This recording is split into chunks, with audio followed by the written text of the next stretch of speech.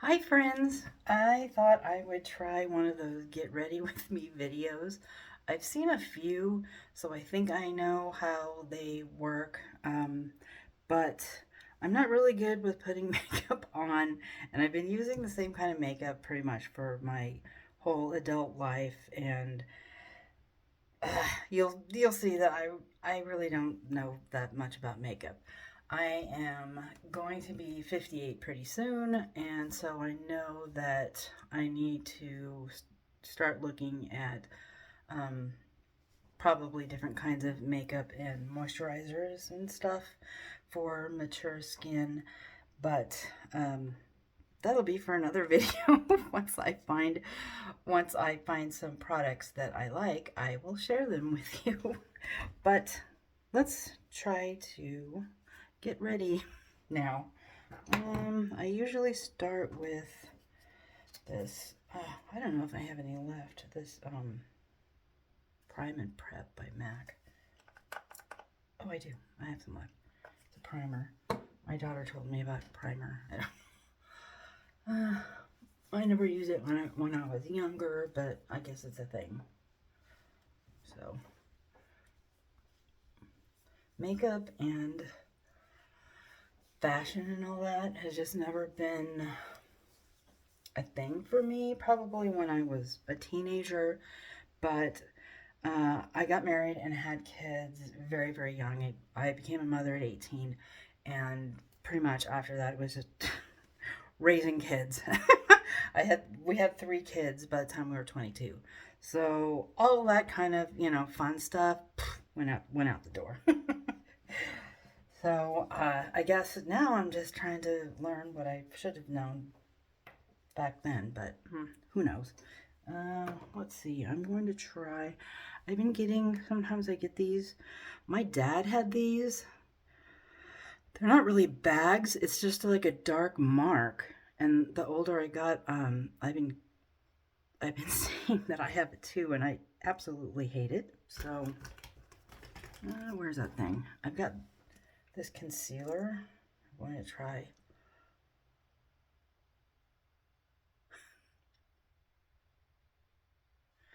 I'm going to try to make that look right. Anyway, I thought I would talk about things that I have learned in my life, most specifically in the last 10 years. Been 10 years? Yeah, I've been in therapy for 10 years, you guys. Um, I guess really stuff sort of happened in the 2008, 2009 um, time period. We are from Southern California. I was born and raised in Southern California. We're now in Indiana, but back then we lived in Southern California, and during the Great Recession in 2008, we lost our house like um, a quarter, like a quarter of all Californians lost their house. So we were one of them. And that was a huge, huge, huge, huge blow for us, of course, as it would be for anybody.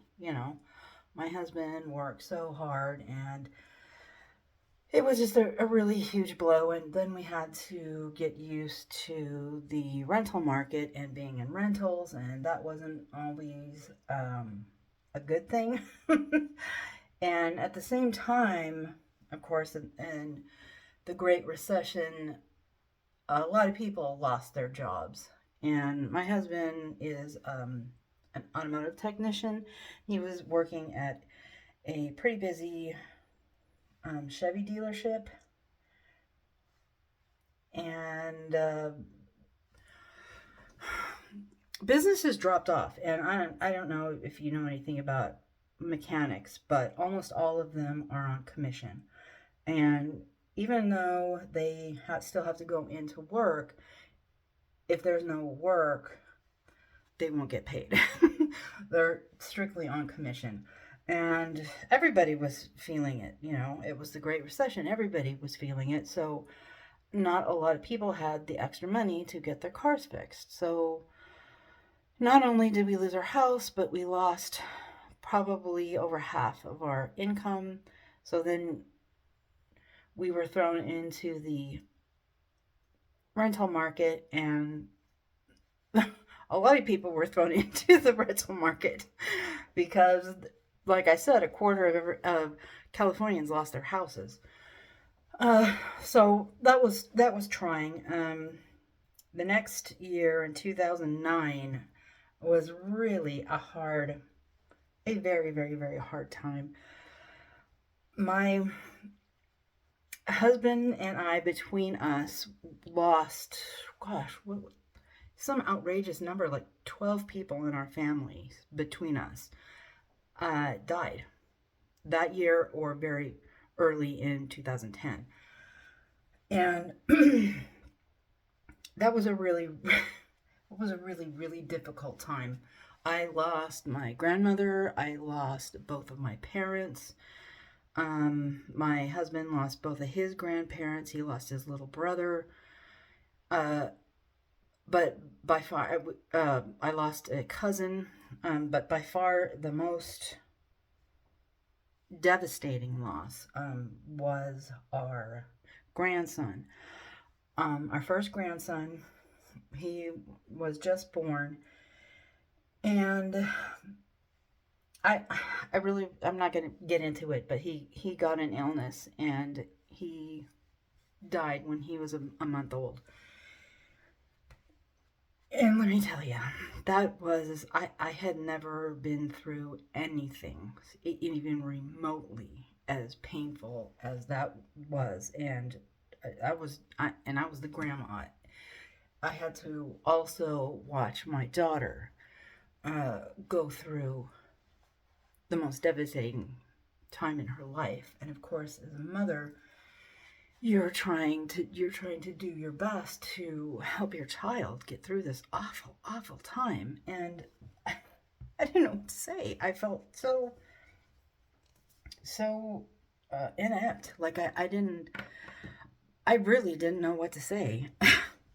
It was just a very, very horrible time.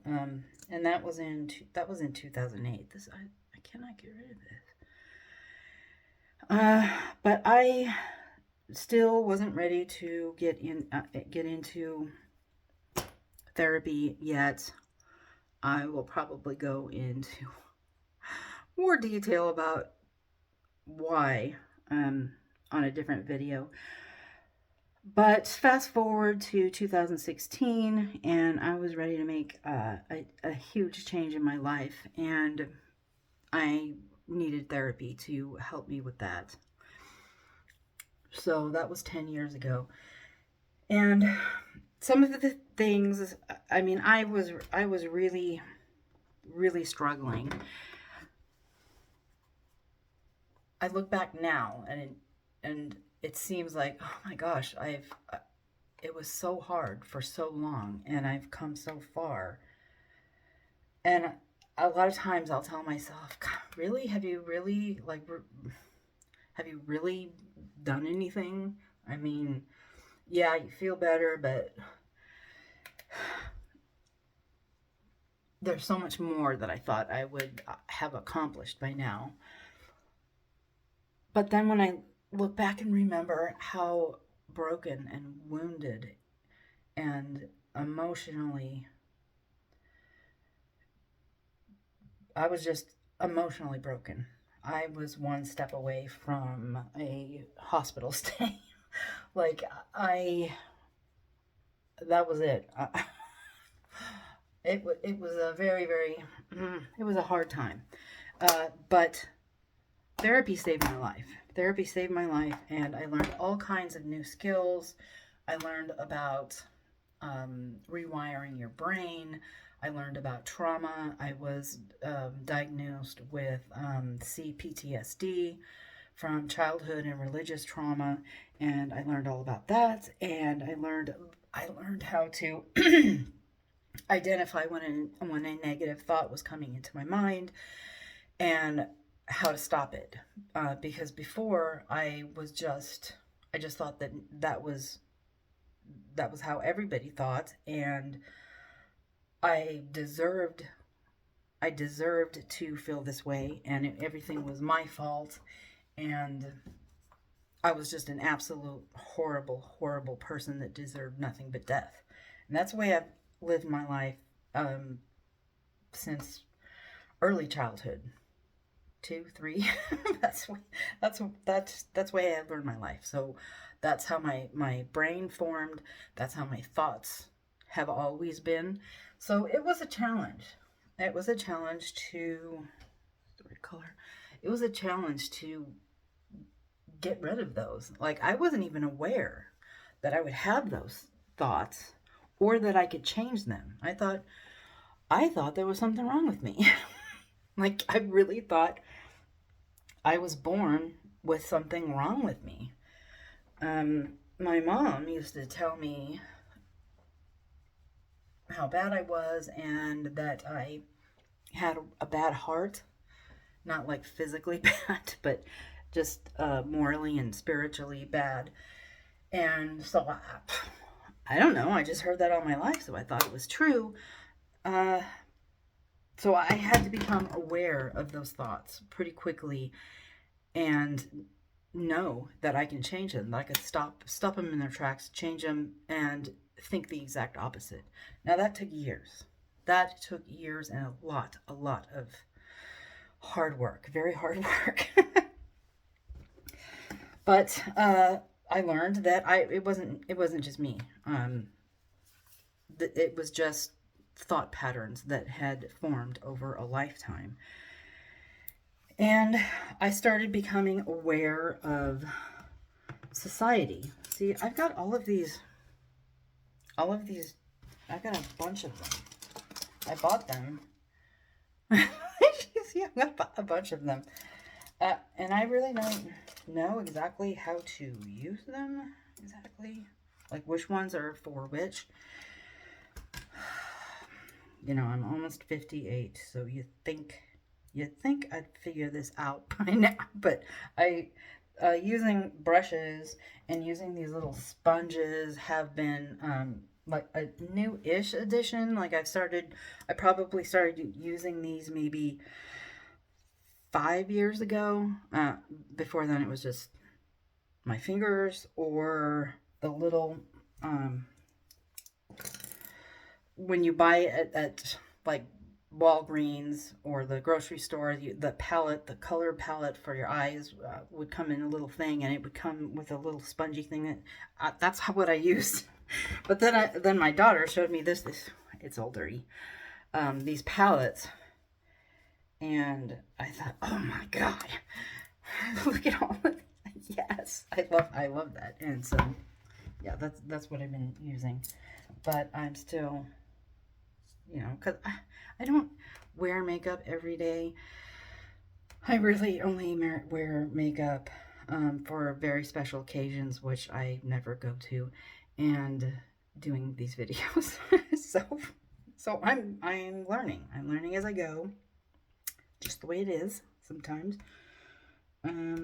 Anyway, things that I've learned over the past 10 years.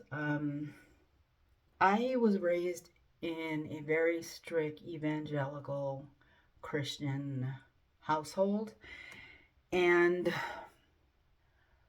politics was strictly forbidden. You could not only could you not talk about it, you could not have an opinion, period, especially if you're a woman. And looking back, I thought, well, that's weird, but nobody ever thought about politics because you weren't even allowed to think about politics or watch it on TV or anything. So maybe that was a good thing. Maybe that was one of the very few good things about that religion that I was raised in.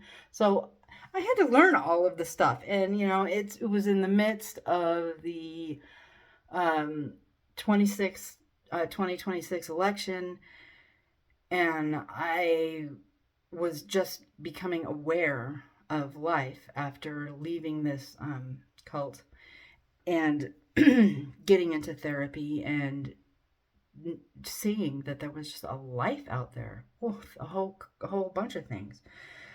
So I had to figure out, where am I in where do I fit in this society? Like, I don't even know. I've never experienced anything like this. I had no idea what's going on, and I was in my late 40s by that time. And other things that I've struggled with over the past 10 years is just the simple question of who am I? Who am I? What makes me happy? What brings me joy? What do I want in life? Now that I have a future, what what brings me happiness? And who am I? And I still, 10 years later, I'm still struggling with that. And the past year, I've been trying to focus on that. Just simple things that people, who hadn't had the misfortune of being raised in a cult, have already figured out. Or maybe they haven't. Maybe you haven't. Maybe, like me, you started a family very, very, very early, before you were even fully grown. And everything was about your kids, and you didn't have a life outside of that. And so you're at the point now where you've got to figure that out. Who are you? What do you like? What are your tastes? What makes you happy? What can you do in your life to find joy? What are those things? Do you have any hobbies? What are hobbies? Just strange things like that, that it seems that, to me anyway, from the outside looking in, that everybody had already had all of this stuff figured out.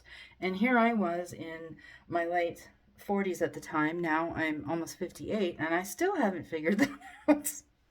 So this past year, I've been trying to focus in on that joy, just the joy, the simple things that give me joy. What is it that gives me joy? What is it that's fun?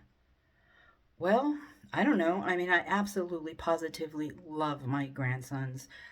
They are my life. I get much joy by spending time with them. They're everything to me. But other than that, it's like, what's fun? I I have always wanted to travel the world since I was a little girl. My dad had this um, encyclopedia set, but it was about animals and all of the animals of the world. And I read those for years. It was a whole set of them. I think there was 25. And I read them front to back for years, multiple times. He also had this giant atlas that was just maps of the world. It crazy. I read that thing from front to back many, many, many times growing up. And as a kid, which color do I want here? As a kid, my dad always took us camping at least once a year during the summer, in the fall. At least once a year, more like 2 or 3 times a year. We'd go to Disneyland every year. Uh, we did 2 cross country road trips, and this is in the 70s, early 80s, so it was still kind of affordable to do that kind of stuff for lower working class families. And I loved traveling. Loved it, loved it, loved it. I would be on the road all the time if I could. So I am rediscovering that about myself, and I want that to be a part of my future. I want to travel the world, just like I wanted to when I was a kid. Yeah, you'd think I know how to do this by now. So I'm revisiting that. And I I love painting, but I just haven't had that much motivation, I guess. I mean, I have all the time in the world. My kids are grown and I don't work outside the house, so I have all the time in the world. But I just haven't had the motivation to. Um, Everything, especially living in the United States in this economy or in this, it's probably not even just this economy, just this past year or so, but just living in a hyper capitalistic society, everything has to be monetized. Every idea you have, every piece of art you create, everything has to be. I know I'm probably not supposed to use my fingers for that. I don't know.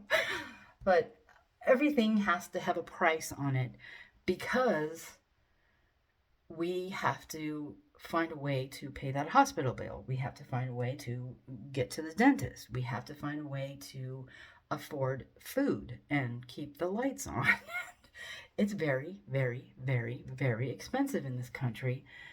And we get no help. The lower working class people are screwed in this country. And they always have been since I was a kid. This is not a new thing. Um, the lower working, lower class families have always gone screwed.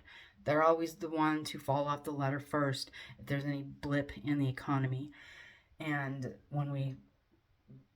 so it was no surprise that we lost so much in the Great Recession.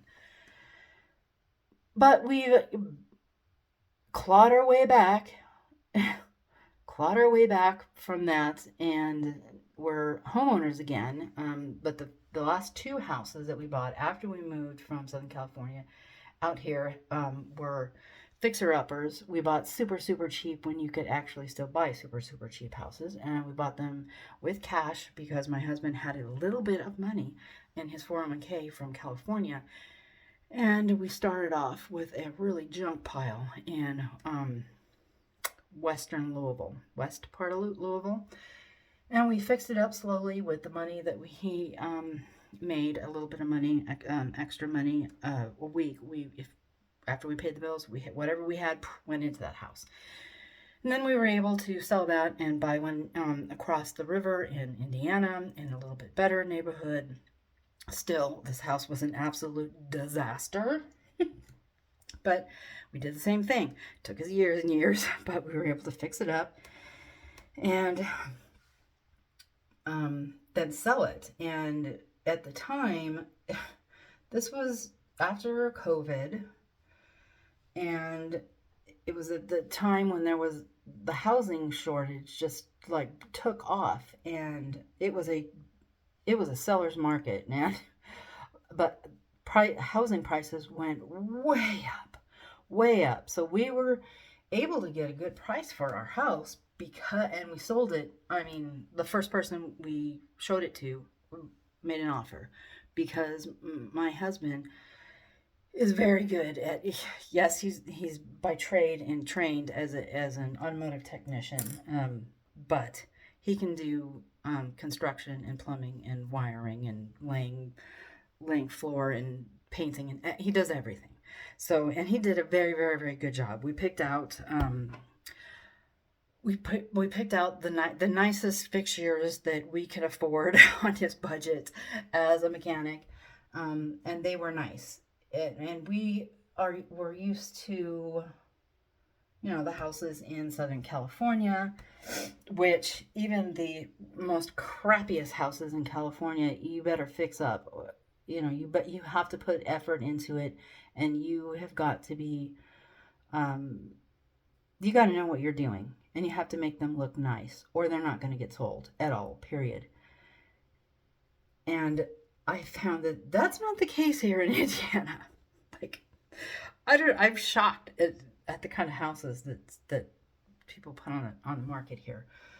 So we fixed our house up to Southern California standards, and it sold super super fast. Well, Then we couldn't find, because the prices of houses went up so fast, that we couldn't find another house to buy for cash. And we were living in our old camper um, at our daughter's house for 4.5 months. We were parked in her driveway, and the city did not like that. Did not like that. So we went as far as we could, 4.5 months, and they were going to kick us out. Where's my... There it is. Okay, I'm still using this liquid eyeliner. You guys, probably, I want to switch, but I just don't know what to... I don't know what to use. So leave a comment below if you for your favorite eyeliner or any makeup, because I don't know. I'm looking. This is MAC. Most of my makeup is MAC. One of those long tip eyeliners. I don't know, can you see it? There you go. And anyway, we've eventually found this place. We did want to move out of town and grow our own food, and we were looking for acreage. I originally wanted 20 acres because I wanted to have animals and everything, but with our budget, even selling our house for a good price, that was out of... I'm not good at this. That was out of the question. So we ended up getting this place. 3 acres on the side of a hill, and I absolutely did not want a mobile home because of resale value. I was afraid, but that's all it was available. Like, literally, that was all it was available. Plus, we absolutely did not want to take a mortgage, but we had to. We ended up having to take a mortgage. We paid for half of the house, the price of the house, but we still had to take a mortgage. So I'm sorry, I'm rambling. You see, well, not too good. I'm rambling, but these are the things that I have learned specifically over the past 10 years. I have learned that, and this probably comes from me being an Aquarius sun, I am a rebel, and justice and the underdog, fighting for the underdog, that's all very, very important. That is like the theme of who I am. So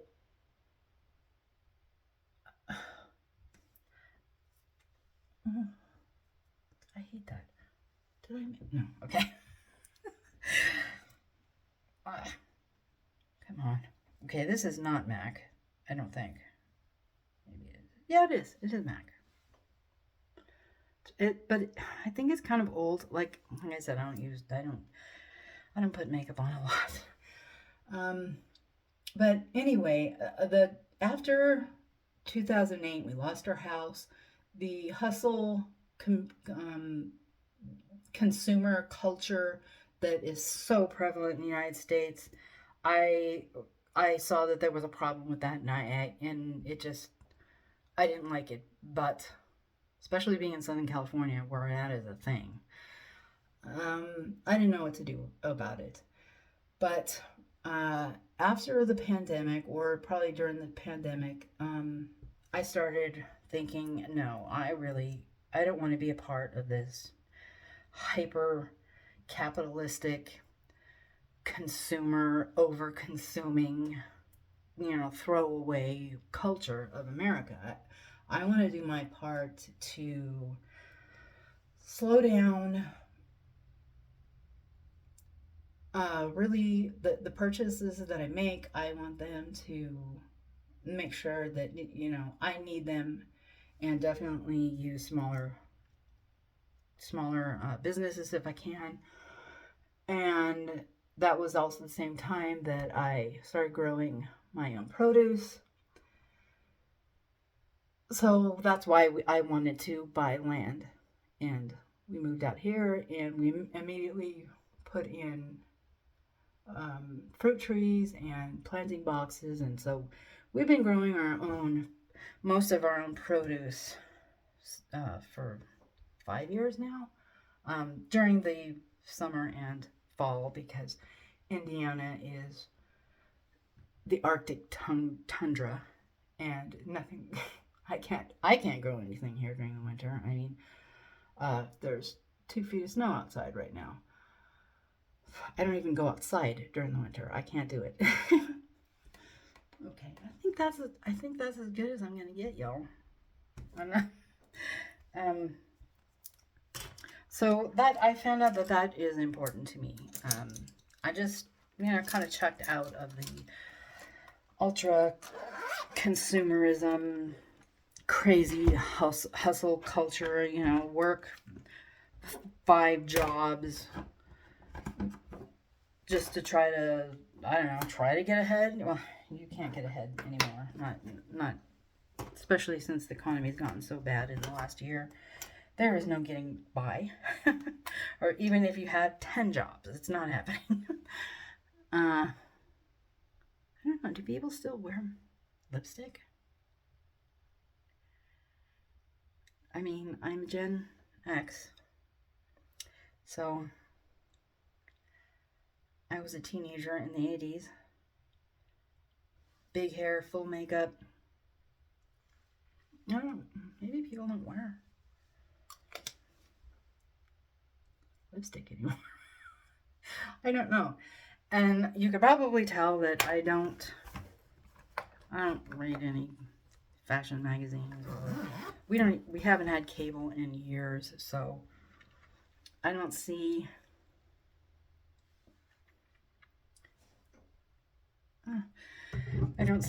commercials or anything. They offend me now. Those commercials offend me. It's gross. This consumer culture, hyper capitalist society is just gross, and I don't like it. And so I don't know what's in style. I have no idea.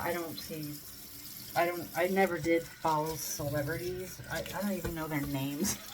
I mean, I know that the movies I like, but as far as telling you who the actors were and what their names were, no, I have no idea. It was the same when I was a teenager. I mean, I liked certain types of music, and I liked certain bands, but as far as telling you the names of the band members, or a lot of times even the bands, no, I don't know.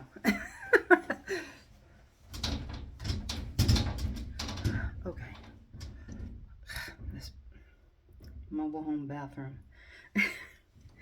Anyway, I think it turned out okay, I guess. Yeah, not, I don't know. I'm trying to be more self-confident, but I'm trying to learn, even down to like what's my style. After I lose all this weight and I'm able to buy cute clothes, what is my style? I don't know. I definitely like more feminine, frilly stuff.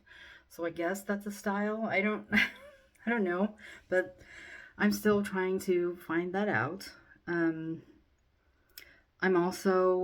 learning a lot, especially the last couple of years. This year, most especially, I'm taking like 5 courses all at the same time. I kind of bit off more than I can chew, but I can take the courses again and over and on my own at my own speed.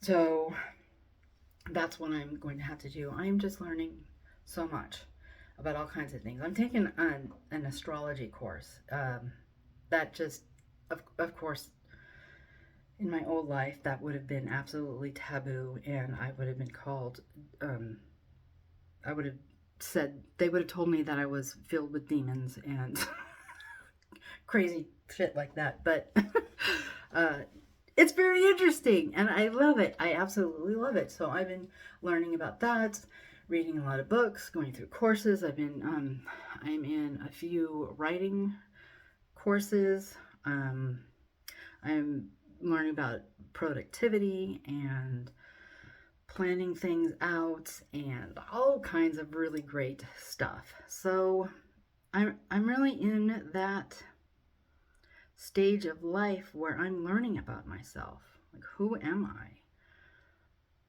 I was never a friend. I wasn't a friend of myself. So I'm learning how to be my own friend, and I'm learning how to live in this body and this mind, and not continually berating myself and saying all kinds of horrible things about myself. I've learned to stop that. I identify it, stop it, think the opposite. And so I've gotten, that hasn't been a problem for me for the last 4 or 5 years, but it was hard. It was very, very hard to stop. So if that's you, if that's where you are now, you can absolutely stop it. It is hard work, but I'm telling you, once you get to the other side, it is absolutely worth it because your life is different. Your life will be completely different.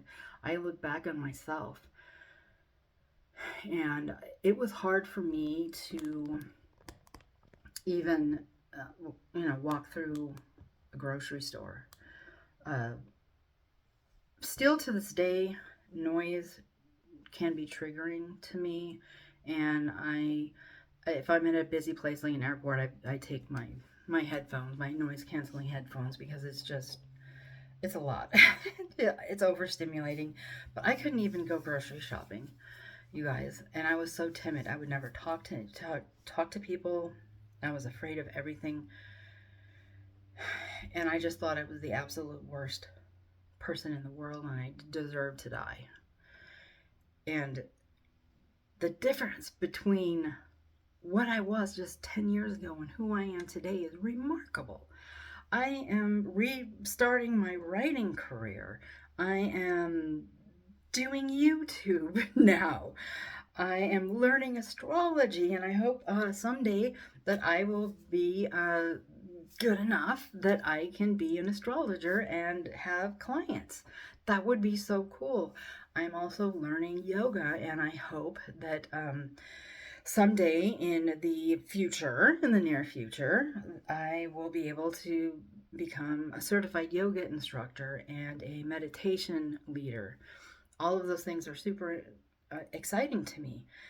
And 10 years ago, I wouldn't even known that was a thing. Like, what, meditation?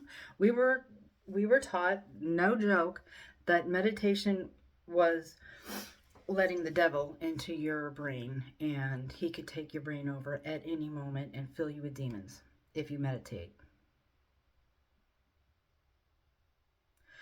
Yeah. I That scared the crap out of me. Like, I my entire life, I mean, I was born into this.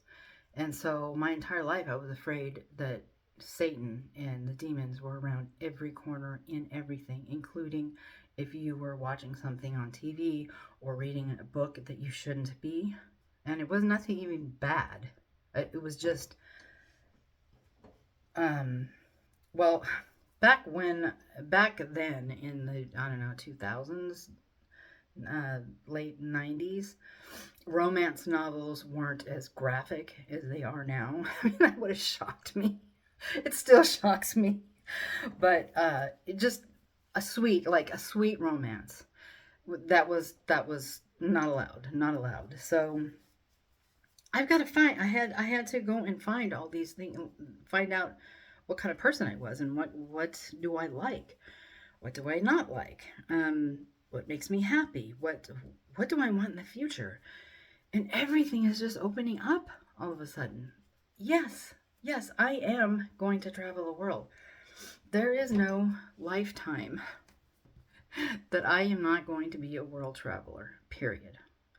Uh, and all these things are open to me now. So I still struggle with self confidence, but I'm getting better. I'm learning ways to deal with that.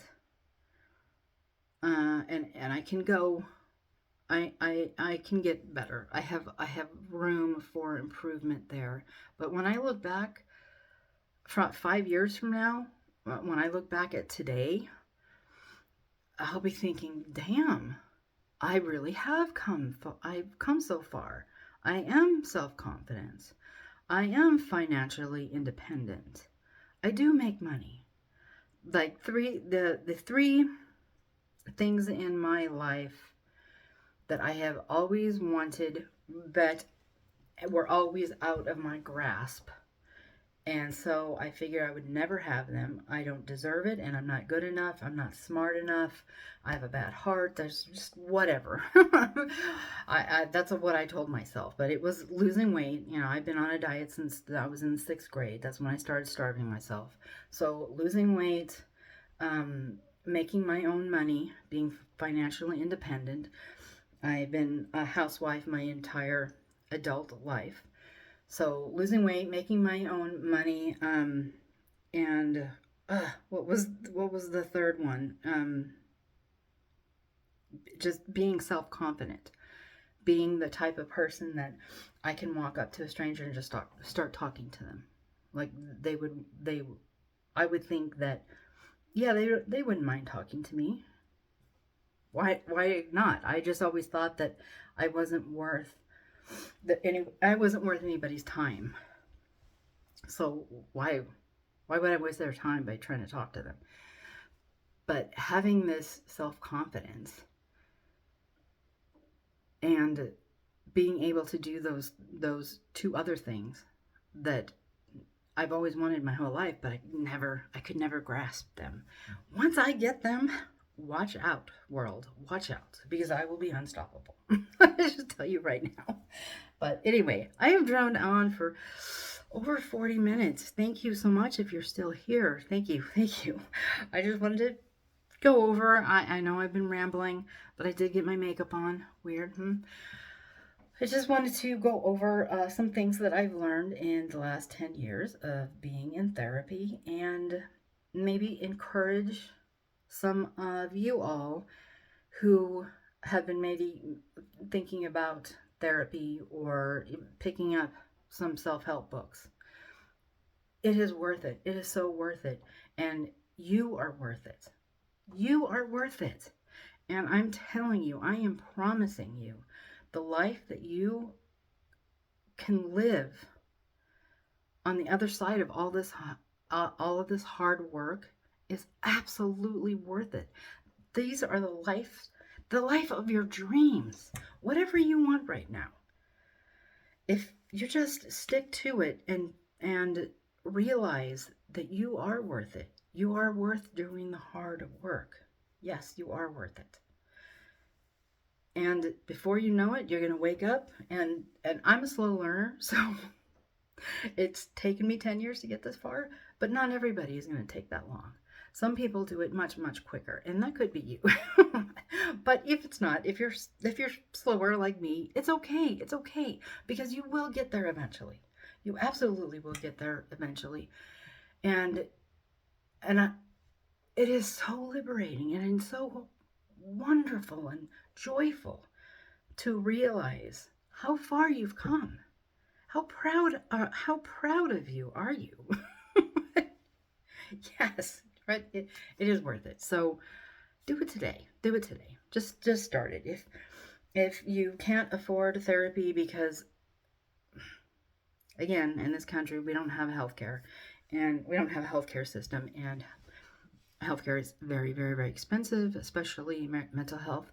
But there are places like BetterHelp or Sondermind, the one that I use, and I've been on BetterHelp too, where you can get telehealth with your therapist, and it's cheaper. So I do it. Take that first step. You are worth it. You are worth it, and you will thank yourself. You will thank yourself. 2 years down the line, 5 years, 10 years down the line, you will thank yourself. So come with me on the rest of my journey. I am excited to make more videos and talk to you. If you please Like this video, click on the thumbs up, that's liking it, yeah. Click the bell to get notified when I have new content, and leave a comment below. Leave a comment below. Where are you on your journey? Especially if you're doing it in midlife like I am. Where are you on your journey? Are you just beginning like me? Are you halfway done, or maybe you're like way far? Maybe you're already doing what excites you the most. Maybe you're already a world traveler or a bestseller. Let me know. I would love to hear from you. Okay, I will talk to you later, y'all. Bye.